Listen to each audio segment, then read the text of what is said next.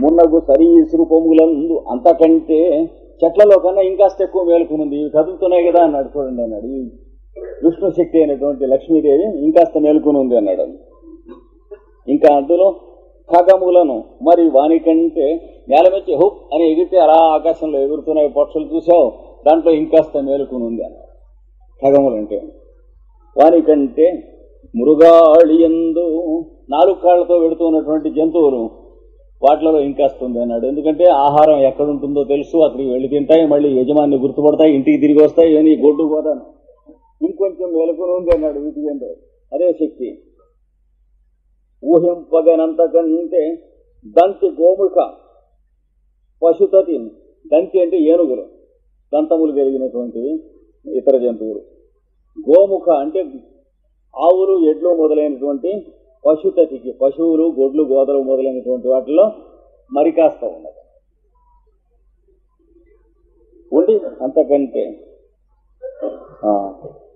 మర్జ కదంబములందంతకంటే మానవులైనటువంటి వాళ్ళు అంతకంటే ఇంకా బాగా మేలుకుని ఉంది. మరీ తెలివి ఎక్కువ మనుషులు బాగా మేల్కాంచి ఉన్నది. ఇంకా అంతకంటే ఇంకా అంతకంటే పైన ఉంటారా అని డార్విన్ మోహేష్ పడకూడదు చెబుతున్నాడు. యక్ష గంధర్వనాగా అడినంతకంటే యక్షులు, గంధర్వులు, నాగులు అనేటువంటి జాతులు మన పైన ఉన్నారు, వాళ్లలో అంతకంటే ఉంటుంది. నాగులంటే పాములు కాదు, నాగాలాండ్ అనేటువంటి చోట వీళ్ళు ఉండేవాళ్ళు. వేరుకో నాగదేశం అని నాగజాతి, అక్కడ ఉండేవాళ్ళు. వాళ్ళ దగ్గర నుంచి వచ్చి మామూలుగా భ్రష్టులైపోయినటువంటి వాళ్ళే ఇప్పుడున్న నాగాలాండ్ లో ఉన్నటువంటి అడవి జాతి వాళ్ళు. అంతకంటే నిలింపులందంతకంటే దేవతలలో అంతకంటే ఎక్కువ ఉన్నది. అంటే ప్రకృతిలో పనిచేస్తున్నటువంటి ప్రజ్ఞలైన మహానుభావుల్లో అంతకంటే ఎక్కువ ఉన్నది. హరిహయునియందు అంతకంటే, హరిహయుడు అంటే ఇంద్రుడు, అంటే మన పంచేంద్రియాలకి అధిపతి మనస్సులో ఉండి పంచేంద్రియాలను అనుభవిస్తూ ఉంటాడు చూడండి, వాడిని ఇంద్రుడు అంటారు. మనందరిలోనూ ఉన్నాడు. వాళ్ళు అంతకంటే ఎక్కువ ఉంది అన్నాడు. ఆ పైన దక్షుడంతకంటే, దక్షుడనే ప్రజాపతులు ఇంద్రుడి కంటే ఇంకాస్త ఎక్కువ మేల్కొన్నాడు. ఎవడి దక్షుడంటే దక్షయజ్ఞం కథలో మనం చూసాం ఇదివరకు. అంటే భౌతిక శరీరాలు కల్పించడం కోసం అని చెప్పి అహంకారానికి అధిపతిగా మనలో ఏర్పాటు చేయబడ్డవాడు ఈ ఇంద్రుడు. వీళ్ళందరినీ అంటే చూచేందుకు సూర్యశక్తి, వినేందుకు బృహస్పతి శక్తి, వాసన చూచేందుకు వాయుదేవుని యొక్క శక్తి, రుచి చూచేందుకు వరుణదేవుని యొక్క శక్తి, వీళ్ళందరినీ ఒకచోట శరీరం అనేటువంటి యజ్ఞశాలలో ఈ దేవతలందరినీ చేర్చి సృష్టి యజ్ఞాన్ని నిర్మాణం చేసినటువంటి వాడు దక్షుడు. కాకపోతే అహంకారం ఎక్కువటం వల్ల దేవుడికి చోటు లేదంటే ఈశ్వరుని పిలవనన్నాడు గనక తలకాయ తీగిపోయిందంటే శరీరానికి మృత్యు వచ్చింది, కానీ భౌతిక శరీరానికి లేకపోయినట్లయితే బానే ఉండేది. అలాంటి దక్షుడు ఉన్నాడే, ఆయన భార్య పేరేమిటి? ప్రసూతి. అంటే ఏమిటి? డెలివరీ, ఫిజికల్ బాడీకి ఇది కావాలి. ప్రసూతి అంటే ప్రసవించడం. ప్రసూతిని భార్యగా కలిగినటువంటి వాడు దక్షుడు. ఆ దక్షుని ఏం అంతకంటే, ఇంకా అంతకంటే పైన ఆద్యుడు హిరణ్య గర్భునందంతకంటే, పైన సూర్యుడిలోంచి వెలుగు కనిపిస్తుంది చూడండి, ఇలాగా ఎండ పడుతున్నట్టుగా మన కంటికి. దాంతో నిండినటువంటి ఈ బ్రహ్మాండ గోళములో సత్యలోకమునకు అధిపతి అయినటువంటి సృష్టికర్త బాగా కణకణలాడుతూ మేలుకొని ఉన్నది. వాడి శరీర భాగములుగానే ఈ పై చెప్పినటువంటి మనం అంతా ఉన్నాం అని చెప్తున్నారు. ఇది ధ్యానం చేసే విధానం. వీళ్ళనే చూడండి, ధ్యానం చేయండి. మీతో ఎవరు మాట్లాడుతున్నారో వాళ్ళతో మాట్లాడుతూనే ధ్యానం చేయండి. మీతో ఏమన్నా చెబుతూ ఉంటే ఆ చెబుతున్నాయనటువంటి మాట వినకుండా ఆయన ద్వారా ఎవరు చెబుతున్నారో ఆయన వినండి. విష్ణువుని మీరు చూస్తున్నటువంటి వ్యక్తిని కాక ఆ వ్యక్తి ద్వారా ఎవరిని చూస్తున్నారో వాళ్ళని చూడండి. మీరు సమాధానం ఇచ్చేప్పుడు ఎవరికి ఇస్తున్నారో వాళ్ళకి కాకుండా వాళ్ళ ద్వారా ఎవరికి ఇవ్వాలో ఆ సర్వాంతర్యామికి సమాధానం ఇవ్వండి. ఇది సాధన చేయండి. ఇది మీ యోగాభ్యాసంలో కొంచెం ఒక చిటికెడు కలపండి, ఎంత గుమగుమలాడుతూ ఉంటుందో చూడండి అన్నాడు. ఇది అష్టాంగ యోగంలో. ఇది భక్తి అని కలపడం అని. ఇట్టి రూపకోట్లు ఇందాక చెప్పబడిన ఎర్ర రోకలి బండ జెర్రీ మొదలైనటువంటి ఉన్నాయి చూడండి, అవి రూపకోట్లు, ఒకటే రెండా కోటాను కోట్లు. ఈ రూపకోటులెల్ల ఆ విష్ణుని తనుచయంబు సొమ్ము, విష్ణువుని శరీర భాగాలని మరిచిపోకుండా ధ్యానం చేస్తావా? ఇప్పుడు నీకు ప్రత్యాహారం ధారణ వేరే ప్రయత్నం అక్కర్లేదు సార్. ధ్యానము సమాధి అంతకంటే ప్రయత్నం అక్కర్లే. ఎవడైతే ప్రత్యాహారం ధారణ అనేటువంటి రెండింటిలో పడ్డాడో వాడికి ధ్యానము సమాధికి అసలు ప్రయత్నం అక్కర్లేదు. ప్రయత్నం ఎంతవరకు? యమము నియమము ఆసనము ప్రాణాయామము వరకు. ప్రాణాయామంలోంచి ప్రత్యాహారానికి కొంచెం ప్రయత్నం ఉంటుంది. ధారణ దగ్గరికి వచ్చేటప్పటికి ఈ మార్గం పడితే ఇంకా ప్రయత్నం కూడా అక్కర్లేదు. ఇది లేకపోతే పెడుతున్న మనసును పట్టుకొచ్చి మళ్ళీ జేబులో వేసుకుంటూ ఉండాలి. ఏమి లేదా చచ్చేదే దరిద్రం. అది పోతూ ఉంటుంది, పట్టుకొచ్చేస్తూ ఉంటాం. ఈ మనస్సు అటు ఇటు పోతూ ఉంటుంది, ఈ మనస్సు అటు ఇటు పోతూ ఉంటుంది అని ధ్యానం చేసి 10 నిమిషాలు అయ్యాక వాటి ఫూల్ అయ్యాం భగవంతుని ధ్యానం చేయమంటే ఈ మనస్సు అటు ఇటు పోతుందని ధ్యానం చేస్తున్నానేమిటి అని 10 నిమిషాలు అయ్యాక తెలుస్తుంది. ఆయుర్దేయంలో 10 నిమిషాలు కాల్చిపోతుంది.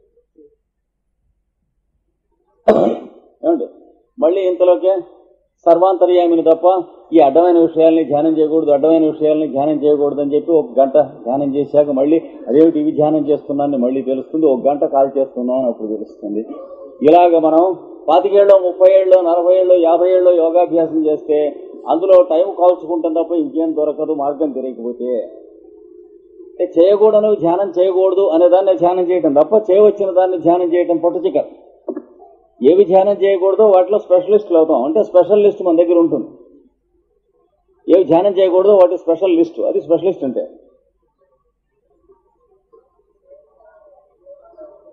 ఇన్ని 100 మందిని నేను చూశాను క్యాన్సర్తో పోయిన ఆయన అన్నట్టు స్పెషలిస్ట్ అంటే ఆ రెండో ఆయన అన్నాడు వీడి దగ్గర స్పెషల్ లిస్ట్ ఉంది అన్నాడు.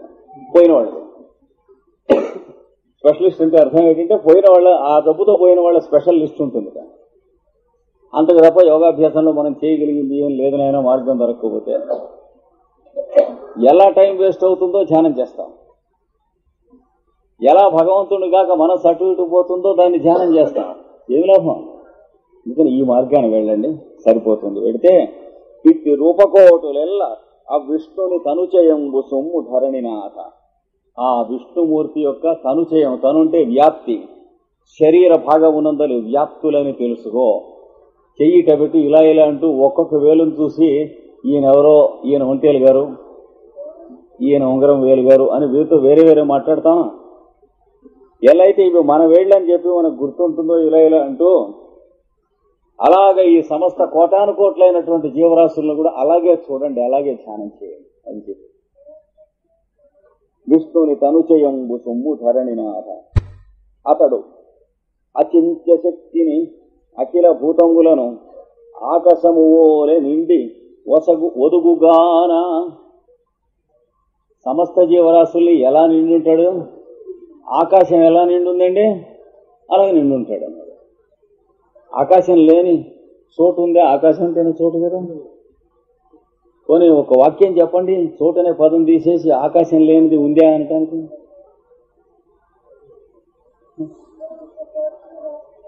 ఒక వాక్యం ఆకాశం అనే పదానికి సంబంధించకుండా ఇది ఉందా అని చెప్పడానికి ఏదైనా ఒక వాక్యం చెప్పండి. చోటు లేకుండా ఏమన్నా ఉన్నాయా? చోటులోనే అన్నీ ఉన్నాయి. ప్రతి దాంట్లోనూ కూడా చోటు ఉన్నది. అంటే ఇంటర్ న్యూక్లియర్ స్పేస్ దగ్గర నుంచి, అంటే పరమాణువులో మధ్యన ఉన్న చోటు దగ్గర నుంచి ఇంటర్ స్టెల్లార్ స్పేస్ అనగా సౌర కుటుంబమునకు నడుగు ఉన్నటువంటి చోటు దాకా ఒకే చోటు ఇన్ని చోట్లు లేవు. ఇది విష్ణు యొక్క శక్తి. అంటే ఇది ఈ రకంగా విష్ణువు ఉన్నాడని ధ్యానం చేయాలి. మున్నెన్నిన పరాఖ్యమునకు ద్వితీయమై.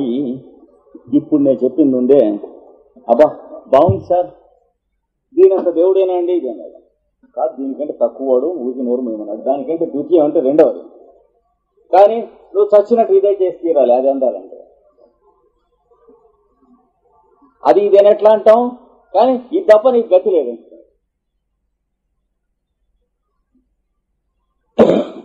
ఇప్పుడు పరబ్రహ్మం కాదన్నాడేమో అని కదా మనకి ఇన్నాళ్ళ నుంచి బెంగ. మన అద్వైతం ఎట్లాగని ఇక్కడే రామానుజుల వారు శంకర్ల వారు చెప్పిన థియరీకి సప్లిమెంటేషన్ చేసిన చోట్ల 5 చోట్లు ఉన్నాయి, అందులో ఇది ఒక చోటు. అంటే ఈ 5 రామానుజుల వారికి చూద్దాం అని చెప్పి రామానుజుల వారిని శిష్యుడుగా స్వీకరించి ఉన్నటువంటి ఆయన శ్రీరంగంలో ఉంటూ ఉంటే వారు పెద్దవారు అయిపోయారు. వారిని వెళ్ళి వారి దగ్గరికి నేర్చుకుందామని రామానుజుల వారు అనుకుంటూ ఉన్నారు. కానీ ఈయన బయలుదేరి వెళ్లే టైంకి ఆయన చనిపోయినారు, శరీరం వదిలిపెట్టారు. వదిలిపెడితే శరీరం వదిలిపెట్టి కూడా అప్పటికి 2-3 గంటలు అయిపోయింది, పోయారని అందరూ అనుకున్నారు. రామానుజుల వారు వెళ్ళాక ఇలాగా ఉంది శవం. ఆయన జీవిత చరిత్రలో చదవండి తెలుస్తుంది. ఇలా ఉన్నప్పుడు వెనక నుంచి చూశాడు రామానుజుల వారు. ఇలా మూసి ఉన్నాయి 5 వేళ్ళు. 5 వేళ్ళు మూసి ఉన్నాయో అని అడిగితే వాడెవడో నాబో డాక్టర్ గారు చెప్పాడు, కార్ప్స్ కదండి అన్ని మూసిపోతాయి అన్నాడు. అంటే శవం కదా మూసుకుపోతాయి అన్నాడు. అంటే వాడి కామన్ సెన్స్ తో వాడు చెప్పాడు. శిష్యులంతా కూడా వారు డాక్టర్ వారు చెప్తున్నారు నిజమే కదండి అన్నాడు. రామానుజుల వారికి అనుమానం వచ్చింది. ఒక 5 విషయములు ఏవో నాకు ఉపదేశం చేసి లోకానికి చెప్పమని అనుజ్ఞ ఇవ్వటం కోసం అని చెప్పి వారు ఏర్పాటు చేసుకుని ఉన్నారు. నేనేమో అపచారం చేశాను రాలేకపోతున్న టైంలో అని అంటే ఆ పక్కన ఎవరో ఒకరిద్దరు ఉన్నారట, 4-5 మాటలు అన్నారండి, ఒక 5 విషయాలు ఉన్నాయి, వాడు వస్తే చూద్దామని అనుకుంటున్నాను నేను అని కన్ఫర్మేషన్ వచ్చింది. అప్పుడు ఈయన చాలా తహతహపడి ఆ శవం అని వీళ్ళంతా అంటున్నారే దాని చెవి దగ్గరికి వచ్చి ఇదేనా మొదటి విషయం, ఒక విషయం ఇదేనా అని అరిచారు. 1,000 ఇటు తెరుచుకోండి అంటే అదే అన్నమాట. అట్లా ఇంకోటి 2వది అరిచారు, తెరుచుకోలే. 3వది అరిచారు, తెరుచుకోలే. 5-6 అరిచారు, అప్పుడు తెరుచుకుంది. ఆ విషయం రాసుకున్నారు మళ్ళీ 2వ విషయం కింద. అలా మరికొన్ని అరిచేటప్పటికి ఇంకో 1,000 తెరుచుకుంది, అది రాసుకున్నారు. అలాగా 5 వేళ్లు తెరుచుకుంటే ఏది ఈయన చెవి దగ్గర అరిస్తే ఆ 1,000 తెరుచుకుందో ఆ 5 విషయాలు రాసుకున్నారు. రాసుకుని ఆ 5 విషయాలనే శంకరాచార్యుల వారి సిద్ధాంతానికి సప్లిమెంటేషన్ గా విశిష్టాద్వైతం ఇది ఇచ్చినటువంటి వాటిలో పరబ్రహ్మము అందులో ఏం సందేహం లేదు. కానీ మనం సాధన చేయవలసింది పరబ్రహ్మానికి నెక్స్ట్ టు ఇటు దాని పరబ్రహ్మం కాదు. ఏం చేత మనం ఇక్కడ ఉన్నాం కనుక దీన్ని మనం చేసేయం లేదు, ఈ కణాలని సాధన చేయాలి. ఏమండి అంటే కమ్యూనియన్ కావాలి. కానీ యోగా అంటే యూనియన్ అని పొలిటికల్ గా కొట్టుకుంటే ఏం లాభం? ముందు కమ్యూనియన్ రావాలి, తర్వాత వన్నెస్ రావాలి, తర్వాత సింథసిస్ రావాలి. యోగా అంటే యూనియన్ కాదు, అర్లీ స్టేజ్ లో కమ్యూనియన్, దీనికి అనుసంధానం. తర్వాత యోగా అంటే వన్నెస్, అది వస్తుంది తర్వాత. కనుక ఈయన మున్నెన్నిన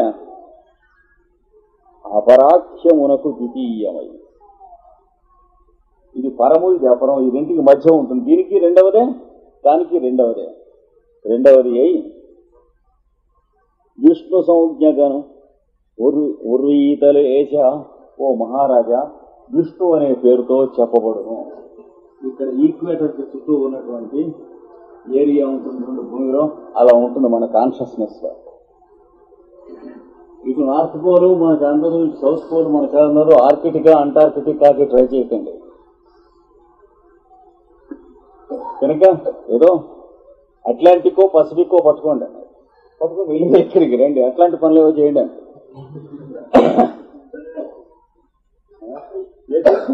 ఈక్వేటర్ కి అటు ఇటు టెంపరేట్ జోన్స్ దగ్గరికి రండి మెల్లిగా, అక్కడి నుంచి ట్రాపికల్ జోన్స్ దగ్గరికి రండి, టారిడ్ జోన్స్ దగ్గరికి అయితే ఏమిటి వస్తుందండి. అదే ఆయన చెప్పినటువంటిది. కనుక దీనికి విష్ణు సంజ్ఞగా ఉన్న బెల్ట్ ఒకటి ఉన్నది మన కాన్షియస్నెస్, దీనికి 2వది, దానికి 2వది ఉండగా యోగి హృద్ధ్యేయమై, ఇది యోగుల హృదయమునందు, ధ్యేయం అంటే ధ్యానింపదగిన వస్తువు. యోగాభ్యాసాన్ని పారం చూసినటువంటి మహనీయులంతా దీన్ని ధ్యానం చేస్తారు. కానీ హయ్యెస్ట్ పరబ్రహ్మను ధ్యానం చేస్తున్నాం, అంతకు దమిడి తక్కువ లేదు, ఇలాంటి కోతలు కోయరన్నారు. పరబ్రహ్మను నేను ధ్యానం చేస్తున్నా అన్నటువంటి వాడు అంతకంటే సొరకాయ కోయటున్నాయి అన్నాడు. కనీసం అదేనా కోసిన వాడు అవుతాడు, ఇంకా కూరకైనా పనికొస్తుంది. ఏమండి? అందుకని ఎన్ని చెప్పినా నో డౌట్ దాన్ని ధ్యానం చేస్తున్నాన్ని మాత్రం కొయ్యకండి అన్నాడు. దీన్నే ధ్యానం చేయాలి. యోగి అని చెప్పినవాడు, యోగాభ్యాసం పారం చూసినవాడు, ధారణ ధ్యాన సమాధులు తెలిసి త్రయం ఏకత్ర సంయమ, 3 సంయమం అనేటువంటిది ఉంది. తత్ర భూమిషు వినియోగ, దాన్ని మిగతా ప్రపంచంలో ఉన్నటువంటి తన జీవితంలో 10 మందికి తను యజన యాచన అధ్యయన అధ్యాపన దాన ప్రతిగ్రహణం అనేటువంటి 4 పవిత్ర కర్మలు స్వీకరించి, ఇవి బ్రాహ్మణ ధర్మములు అంటారు. యజనము యాజనము, యజ్ఞార్థ కర్మ ఒకటి కోసం తన కోసం కాకుండా తాను చేయటం. యాజనం అంటే చేయించడం 10 మంది చేత. యజనం అంటే యజ్ఞం చేయటం, యజ్ఞార్థ కర్మ. యాజనం అంటే అది చేయించడం. మొదటి 2 అధ్యయనము అధ్యాపనము. అధ్యయనం అంటే పవిత్ర గ్రంథములు చక్కగా నోట పట్టించుకొని అన్ని అర్థాలు విశేషార్థాలతో తెలియటం. అధ్యాపనం అంటే ఈ 10 మంది చేత చేయించడం. వేదం ఉపనిషత్తులు తను చదువుకుంటాం, 10 మంది చేత చదివించటం. యజనము యాజనము అధ్యయనము అధ్యాపనం. దానము ప్రతిగ్రహం. ఏదైనా మంచి పని కోసం చెప్ప పట్టుకుని అడుక్కుంటానికి భయపడబోకన్నాడు. 1,00,000 రూపాయలు ఇట్ట దేరా అని అడుగు, చేయదలుచుకున్న పని చేసేయమన్నాడు. చూసారా? ఇతర దేశాల్లో, పాశ్చాత్య దేశాల్లో ఉన్న భారతీయులకి మాకు భారతీయ గ్రంథాలను గురించి, భారత భాగవత రామాయణాల గురించి, వేదాన్ని గురించి, యోగాన్ని గురించి తెలియజెప్పే భారతీయులు కావాలని ఇప్పటికీ 50 సంవత్సరాల నుంచి వాళ్ళు అడుగుతున్నారు. ఇక్కడి నుంచి స్కాలర్షిప్స్ మాధవకోవడం అడుక్కుంటూ బెగ్గర్స్ గా వెళ్లినటువంటి ఇండియన్స్ చాలా లక్షల మంది ఉన్నాం, కానీ ఈ పని మీద వెళ్లినటువంటి వాళ్ళం ఒక్కళ్ళం కూడా లేము. వివేకానంద వెళ్లిపోయిన తర్వాత చిత్త కుక్కల్లాగా వెళ్లిన వాళ్ళమే కానీ పాశ్చాత్యానికి మనిషిలాగా వెళ్లిన వాళ్ళం ఒక్కళ్ళు లేము. కోపడకండి. వెడితే స్కాలర్షిప్స్ అడుక్కుంటానికి వెళ్ళాం కుక్కలల్లే. లేకపోతే హ్యాటీలో పట్టి ఎవడన్నా స్వాములారు భగవద్గీత చెబుతున్నారు లేదా పతంజలి యోగ సూత్రాలు చెబుతున్నారు అని చెప్పి హ్యాట్లో డాలర్లు అడుక్కుని వారికి స్వామీజీకి తెచ్చి ఇవ్వటానికి అలాంటి స్వామీజీలుగా వెళుతున్నాం. లేకపోతే గోధుమలు ఇవ్వండి, పాలపూడం ఇవ్వండి, అంటే పొలిటికల్ గా బెగ్గర్స్ అడుక్కుంటానికి వెళుతున్నాం. అడుక్కుంటానికి తప్ప ఇతర దేశాలకు వెళుతూ ఉన్నది. వివేకానందలాగా భిక్ష పెట్టడానికి వెళ్ళినటువంటిది లేదు. చూసారా? చివరికి షిప్లో ఫారినర్ దిగారన్నా సరే వాడి దగ్గర బూట్లు కొట్టేద్దామా, లేకపోతే రేడియో ట్రాన్సిస్టర్ పుచ్చుకుందామా, ఇది దాటి మన దృష్టి వెళ్ళదు. మన రక్తం ఏం రక్తమో తెలియదు. చిత్రమైంది. భారతీయ రక్తం అంటే ఎంత డిస్ప్లేషన్ జరగాలో ఇందులో, లేకపోతే ఇలాంటి ముష్టెత్తుకునే స్థితి దేశానికి మనం తెచ్చుకుంటామా? కనుక యోగుల హృదయంలో ధ్యానం చేసేటువంటి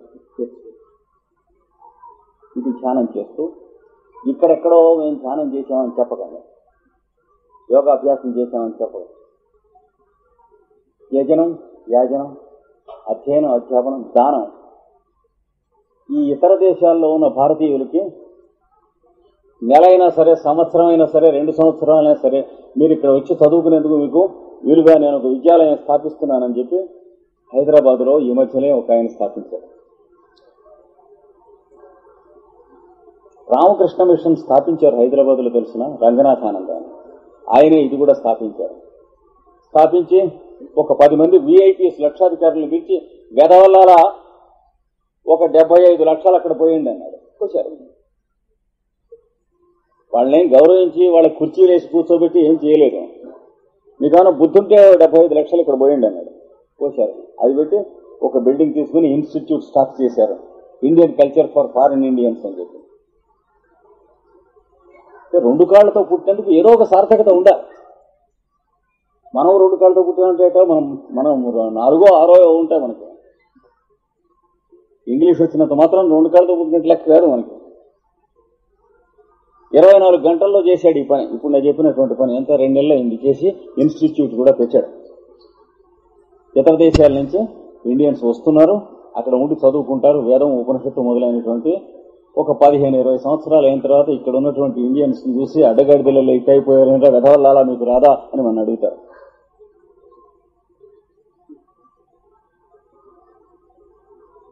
మాకు ఇంజనీరింగ్ వచ్చు, మెడిసిన్ వచ్చు అంటే మాకు తెలిసినవి అవన్నీ, కానీ వచ్చునా లేదా అని అడుగుతారు వాళ్ళు వచ్చి. యోగి హృదయమై అంటే అర్థం అది యోగుల హృదయంలో ధ్యానానికి తగినటువంటి స్థితి దీన్ని ధ్యానం చేస్తే వస్తుంది. అంటే పరానికంటే యువతలది, అపరానికంటే యువతలది మధ్యాహ్నం ఉన్నటువంటి పరావర యోగం ఒప్పు. ఇది అమూర్త రూపం పొందు. దీన్ని ఏమన్నాడు? అమూర్త అంటే షేప్లెస్, రూపం అంటే ఫారం. అమూర్త రూపం ఆ పదం వేసిన ఆశ్చర్యపడచ్చు. షేప్లెస్ ఫారమును ధ్యానం చేయాలి. షేప్స్ మనవి, ఫారం దాంది, ఇది బియాండ్ ఫారము. కనుక బియాండ్ ఫారము, ఫారము, షేప్స్ అంటే అవ్యక్తము, వ్యక్తము, నామరూపాధికము. వీటిపైన ధ్యానమే కానీ చెప్పేందుకు ఏం లేదు ఈ విషయాన్ని. ఇట్లాంటి అమూర్త రూపం ఒకటి ఉంది అన్నాడు. అమూర్తం ఏంటి? రూపం ఏంటి అండి? అంటే రూపం ఉంది కానీ రూపానికన్నా మూర్తిలు. జంతికలో ఉన్న పిండి కాక జంతికగా ఉన్న పిండి అమూర్త రూపం.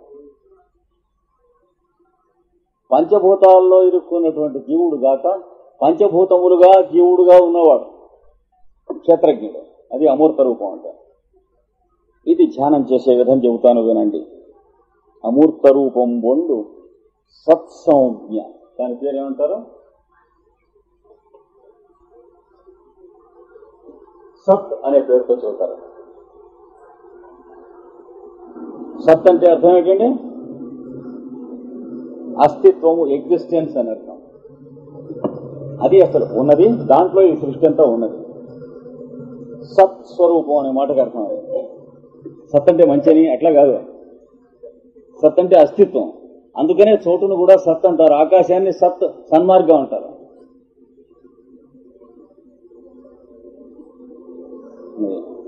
సత్సంజ్ఞను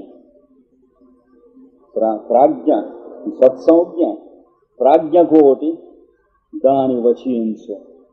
ప్రజ్ఞ గలవారు పూర్తిగా సమస్తం అంతర్యామి ప్రజ్ఞను సాధించుకుని దాంట్లో ఉంటూ దాంట్లోంచే మాట్లాడుతూ అందరిలోనూ దాంతోనే మాట్లాడుతూ ఉంటారు. ఎవరితో మాట్లాడినా వాళ్ళు ప్రాజ్ఞలు ఉంటారు, ప్రజ్ఞ గలవాళ్ళు. వాళ్ళు దానిని వచించు, దాన్నే చెబుతూ ఉంటారన్నారు. దాన్ని గురించి చెప్పటం కాదు, కంఠంతో మాట్లాడే ధ్వని కూడా దాన్నే కాదు, అదే కంఠధ్వనిగా మాట్లాడతారు. ఎలాగా? త్వమేవ ప్రత్యక్షం బ్రహ్మాసి త్వామేవ ప్రత్యక్షం బ్రహ్మ వదిష్యామి అన్నట్లు.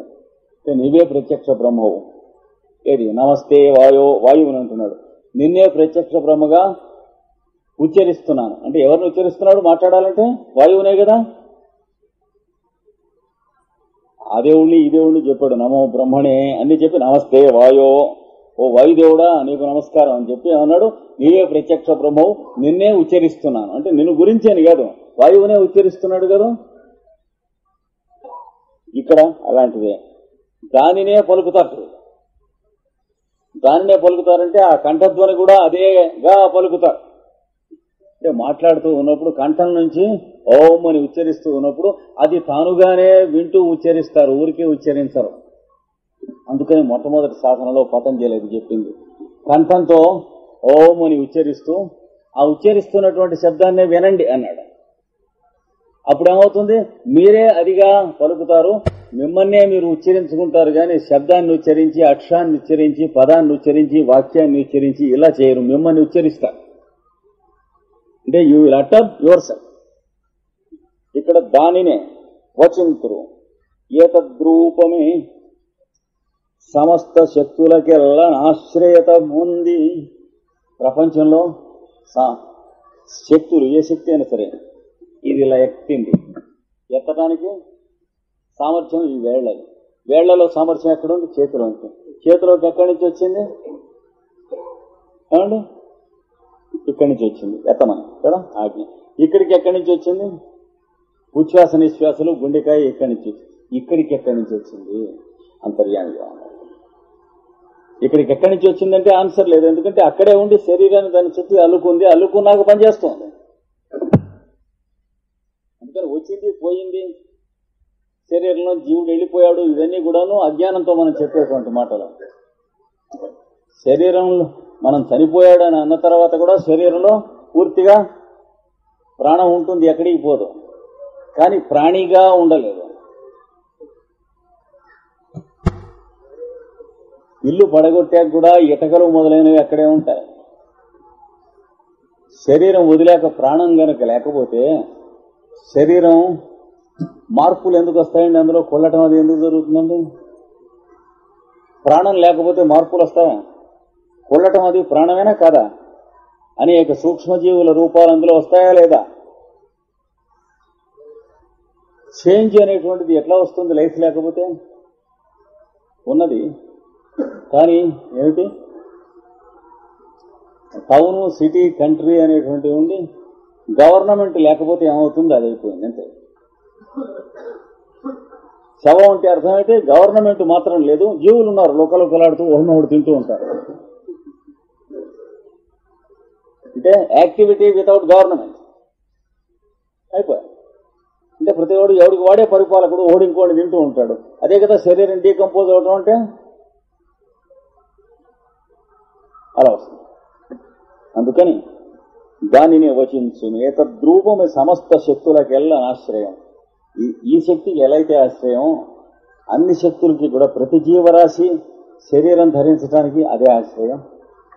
కనుక ప్రతి జీవరాశి దీనికి ఏది కారణం అని ఇది ఎత్తడానికి ఏం చేస్తే చేతులు వేళ్ళు అని చెప్పకూడదు. వేళ్లకి ఏది కారణం అని అడిగితే నర్వ్స్ అంటే నర్వ్స్ అని చెప్పకూడదు. నర్వ్స్కి ఏది కారణం అంటే బ్రెయిన్ లోంచి నేను చెప్పాను చెయ్యి ఎత్తమని వేళ్లకి ఆజ్ఞ ఇచ్చింది.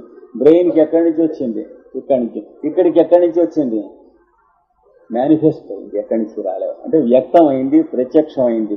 శరీరం నిర్మాణం చేసుకునేటప్పటికీ అది వరకు చోటులో అవ్యక్తంగా ఉన్నది కాస్త వ్యక్తం అయింది, అన్మానిఫెస్ట్ గా ఉన్నది మేనిఫెస్ట్ అయింది. అంతేగాని లైఫ్ వస్తుంది లైఫ్ పోతూ ఉన్నది అనేటువంటిది అన్సైంటిఫిక్ టర్మ్స్. ఏది లోపల జీవి ఉన్నాడు, జీవి వెడుతున్నాడు వస్తున్నాడు, ఊర్ధ్వలోకాలకి అధోలోకాలకి వెడుతున్నారు, ఇవన్నీ కూడా ఉట్టి సెంటిమెంటల్ లెవెల్స్. సైంటిఫిక్ గా మాట్లాడితే వీళ్ళు చెప్పిన లెవెల్లో మనం మాట్లాడితే వ్యక్తం అవటం వ్యక్తం కాకపోవటం. శరీరం వదిలిపెట్టేటప్పటికి కూడా ఆ చోట్లోనే ఉంటుంది ఆ మొత్తం అంతా. మళ్ళీ శరీరం వచ్చినప్పుడు దాని ద్వారా పని చేయాల్సిందే కానీ లేకపోతే అది అదిగానే ఉంటుంది, పని చేయదు అది. కనుక ఈ శక్తి ఇన్నిట్లోనూ ఉండి అక్కడి నుంచే విష్ణువు దగ్గర నుంచే వస్తూ ఉన్నది ఇన్నిట్లోకి. ఈ శక్తి శక్తులకెల్లా ఆశ్రయత నుండి ప్రాగుప్త విశ్వరూప విలక్షణతను గాంచి. ఇందాక చెప్పాను చూడండి, ఖనిజములు, వృక్షములు, ఎర్ర, రోకలి బండ, జర్రి మొదలైనటువంటివన్నీ చెప్పి దేవతలు బ్రహ్మదాకా చెప్పాం. ఆ సనక సనందనాదులు బ్రహ్మాది దేవతలు ఆ విశ్వరూపాన్ని ధరించి ఉండి ఉన్న మొత్తం ఈ శక్తి విష్ణు శక్తి. ఇదే విశ్వరూపం అంటేను అర్జునుడికి చూపించినటువంటిది ఇదే. కాకపోతే మనం చదువుకుంటున్నాం, వాడు చూశాడు, ఇది తేడా. వాడు చూశాడు కనుక ఓ ఓ ఓ అని గిలగిల్లాడిపోయినాడు. మనం చదువుకుంటున్నాం కనుక మెట్టను వేదాంతం అంటే ప్రాగుప్త విశ్వరూప విలక్షణతగా అంచి ఈ విశ్వం యొక్క రూపంగానే ఉంటూ సత్యకామత,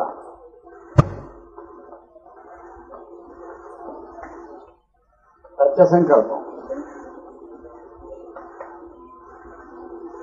భూతదయ,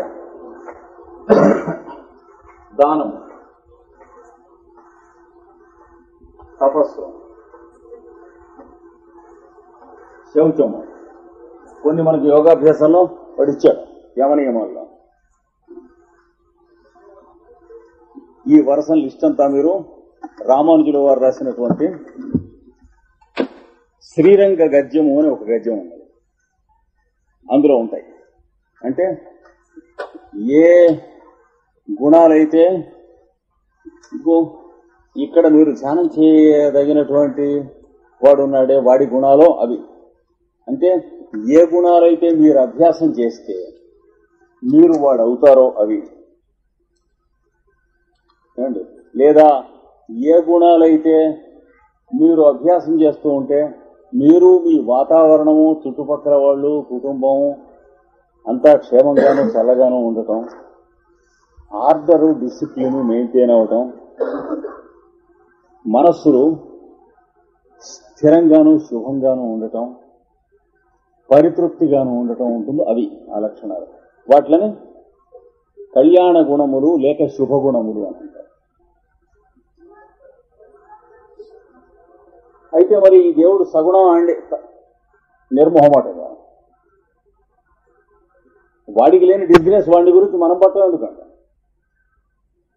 పాపం దేవుడు గుణాలు అంటుకున్నాడే, వాడు అంటుకోదలుచుకున్నప్పుడు మనకేం వాడు అంటుకుంటాం లేదు. ఇక్కడ చూసాం